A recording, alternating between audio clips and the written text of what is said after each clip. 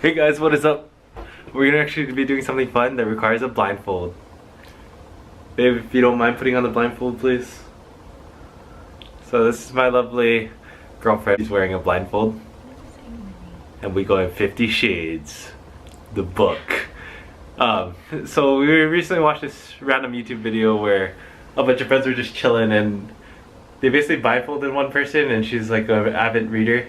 And Brittany's an avid reader, for those of you that don't know. Say something. I like books.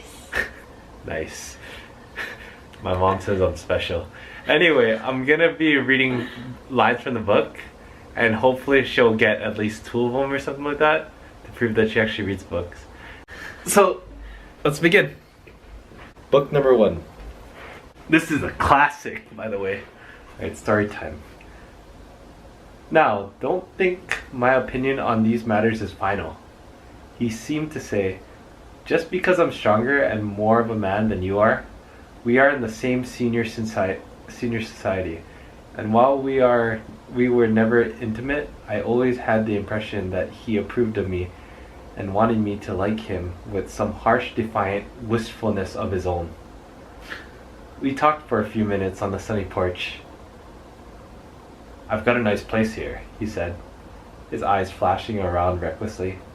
Turning me around by one arm, he moved a broad, flat hand along the front vista, including it in its sweep a sunken Italian garden, a half-acre of deep, purgent The Great roses. Gatsby? Yes! Okay. Wow!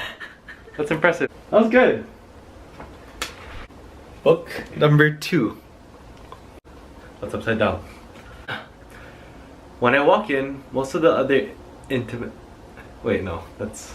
No, okay. You can say blank. Yeah. When I walk in, most of the other initiates, blank, born, and transfer Divergent. 4. 3. I thought I wasn't contagious. You aren't now, because your body was developed by means of ridding itself of the disease. But you may have been at one point. Besides, I suspect that blanks have different levels of immunity. While some can get rid of their bodies of disease entirely, others carry it around without ever developing outward symptoms, spreading it everywhere they go, and being none the wiser of the trouble they're causing. Blank waved their hands before him. No, you're wrong. There's some other explanation. I can't be. I understand this is a lot to take in, but I need you to understand why you cannot present yourself to blank, or why you cannot be present when blank arrives. It's far too dangerous. No, you don't understand. I'm not one of them. Oh, darkest minds. To be blank and blank was one enough to make her a mutant and outcast, but to be both? Am I not right? She shuddered. You're not right. Blanks were a cruel, savage people. They murdered their shell children. Oh, shit. Cress. No. No. They lied and scrambled. Scarlet. No. Cinder. Yeah, you're just guessing at this point. That's when she's talking to Dr. Erlon. Oh. Sorry. We're moving on to this book. The minutes dragged by. Their ears seemed sharper than usual.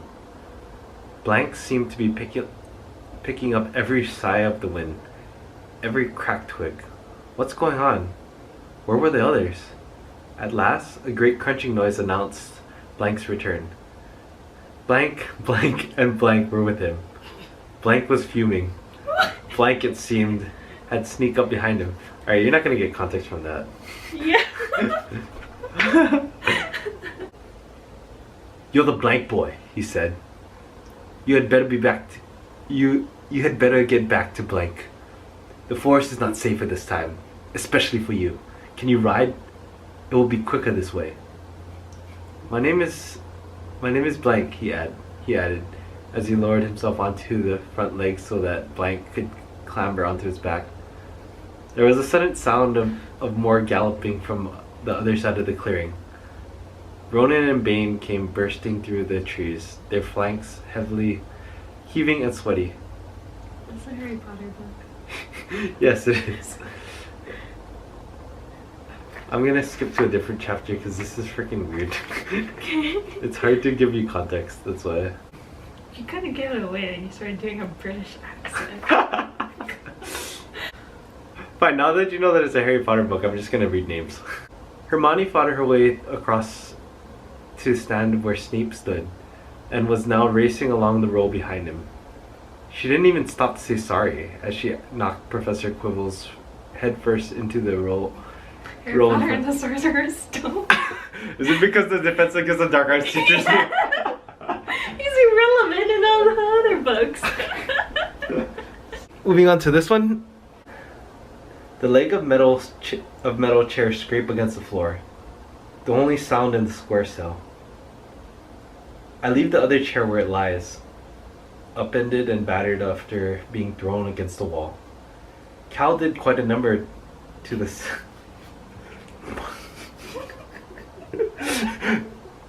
What are you laughing about? It's a normal word. Red Queen. No, you're wrong.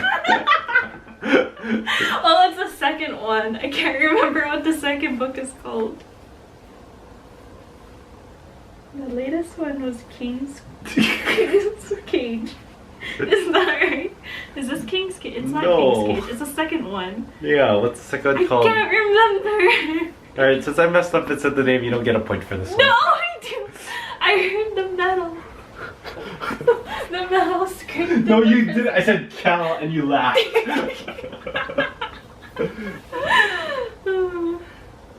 Tiberius Calor. It's called the Glass Sword. Oh, yes. Great. Alright, this is the next one that we're doing.